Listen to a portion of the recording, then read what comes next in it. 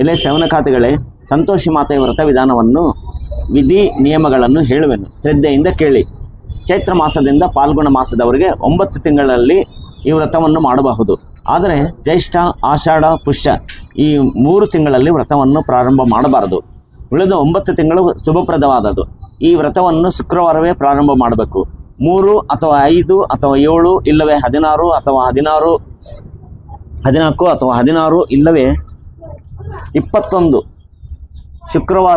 ಶುಕ್ರವಾರಗಳು ವ್ರತ ಮಾಡಬೇಕು. ವ್ರತದ ದಿವಸ ಬ್ರಹ್ಮಚರ್ಯವನ್ನು ಪಾಲಿಸಬೇಕು ಹಾಗೂ ಉಪವಾಸವಿರಬೇಕು. ಕೈಲಾಗದವರು ವ್ರತಾನಂತರ ಭೋಜನ ಮಾಡಬಹುದು. ಅಂದು ಭೂಸೇನ ಮಾಡಬೇಕು. ವ್ರತ ಮಾಡುವವರು ಅಂದು ಹುಳಿ ಪದಾರ್ಥವನ್ನು ತಿನ್ನಬಾರದು. ಯಾರ ಸಂಗಡ ಜಗಳವಾಡಬಾರದು.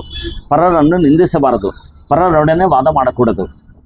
ಕೃತ ಪ್ರಾತಃ ಕಾಲದಲ್ಲೇ ಪ್ರಾತರ್ವಿಧಿಗಳನ್ನು ಮುಗಿಸಿ ಶುದ್ಧ ಜಲದಲ್ಲಿ ಮಿಂದು ಪರಿಶುದ್ಧ ಚಿತ್ತನಾಗಿ ಶುಭ್ರ ವಸ್ತ್ರಗಳನ್ನು ಧರಿಸಿ ಪೂಜಾ ಮಂದಿರವನ್ನು ಪ್ರವೇಶಿಸಬೇಕು.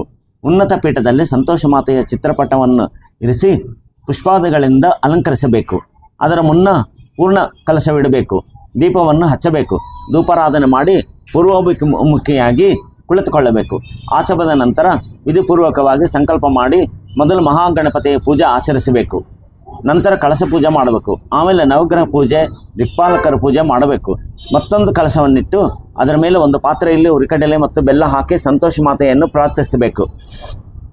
ಸಂತೋಷಿ ಮಾತೆಯನ್ನು ಪೂಜಿಸಿ ಧೂಪ ದೀಪಗಳನ್ನು ನೈವೇದ್ಯವನ್ನು ಸಮರ್ಪಿಸಬೇಕು.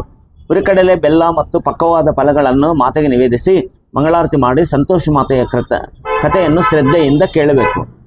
ಕಥೆಯನ್ನು ಶ್ರದ್ಧೆಯಿಂದ ಕೇಳಿ ಪುನಃ ಪೂಜೆ ಮಾಡಿ ಪ್ರಸಾದವನ್ನು 3 ಭಾಗಗಳಾಗಿ ವಿಂಗಡಿಸಿ ಪೂಜೆ ಮಾಡಿಸಿದ ವಿಪ್ರನಿಗೆ 1 ಭಾಗವನ್ನು ಕೊಡುವುದು. 2ನೇ ಭಾಗವನ್ನು ಗೋಮಾತೆಗೆ ತಿನ್ನಿಸಬೇಕು. 3ನೇ ಭಾಗವನ್ನು ಎಲ್ಲರಿಗೂ ವಿತರಣೆ ಮಾಡಬೇಕು. ಬಾಂಧವರಿಗೆ ಹಾಗೂ ಇತರರಿಗೆ ಕೊಟ್ಟು ನಂತರ ಮನೆಯವರು ಪ್ರಸಾದ ಸ್ವೀಕರಿಸಬೇಕು.